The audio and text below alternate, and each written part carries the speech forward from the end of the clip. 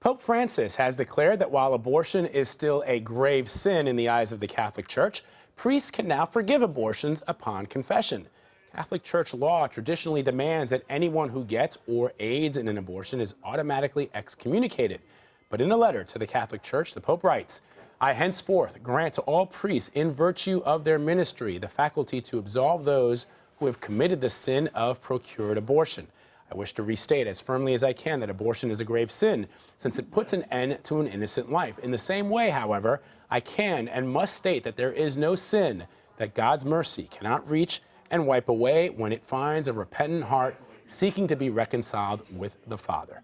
Notre Dame professor of New Testament and early Christianity, Candida Moss, joins me now to talk about the forgiveness in the Catholic Church. Candida, good to see you.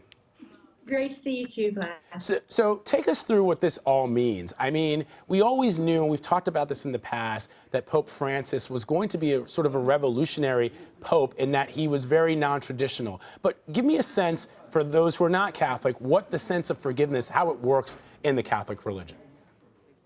Well, in the Catholic Church, when someone commits a sin, sort of a grave sin, and abortion would be one of the gravest sins you could commit, you have to go to a priest and ask for confession.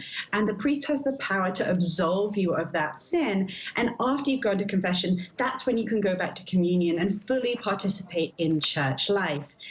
Now, because abortion has been held as this incredibly grave sin, especially here in North America, people have traditionally been excommunicated for having abortions. But Francis, from the beginning of his ministry, has emphasized that the role of the church is actually not to judge people, it's to offer them forgiveness. And he's now extending that as a sort of permanent act of his ministry to priests the world over. Could Pope Francis face any blowback from cardinals, from others within the religion, and even from the faithful? Absolutely. In fact, just recently, some cardinals wrote a letter to Pope Francis in which they demanded that he answer their doubts about his recent encyclical, Amoris Laetitia. And so he's going to face blowback from those, like, for example, Cardinal Burke, who think that Pope Francis has to take a more hardline position on things like the family, divorce, and abortion. I think there's going to be some blowback from conservatives within the church.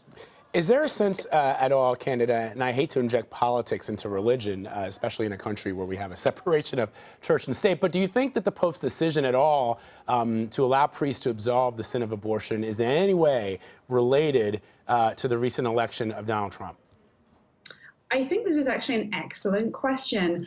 To answer it, it's not Trump provoked, but it's certainly Trump aware. Francis is aware that President-elect Trump has been very harsh when it's come to abortion, and that when he spoke about the Supreme Court, this was how he was appealing to a lot of Christians in North America.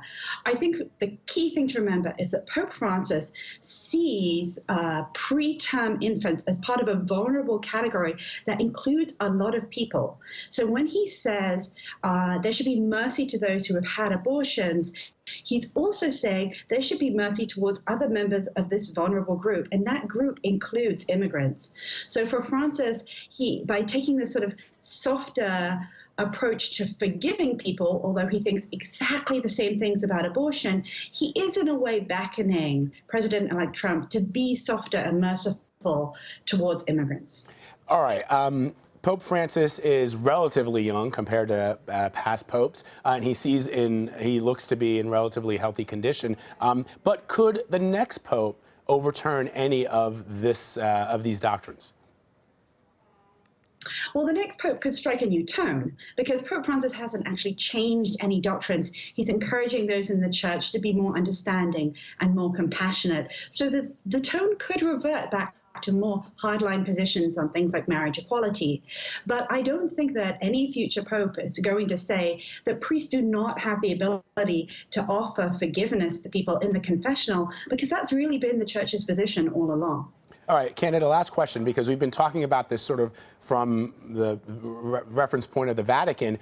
But if somebody goes to their local parish church and they say to the priest, look, I've had an abortion or I've assisted in an abortion and I'm looking for forgiveness at my Saturday confession, could the priest say you can't have it? Well, theoretically, yes. I mean, a priest could decide that he's going to do that. Should he do that? Not really, but I think a lot of American Catholics are already fairly strategic about the ways in which they attend the confessional. So already savvy Catholics tend to go to priests that they know are more liberal and forgiving when it comes to getting forgiveness in the confessional. All right. Candida Moss, always great to talk to you. Thank you so much. Great to see you.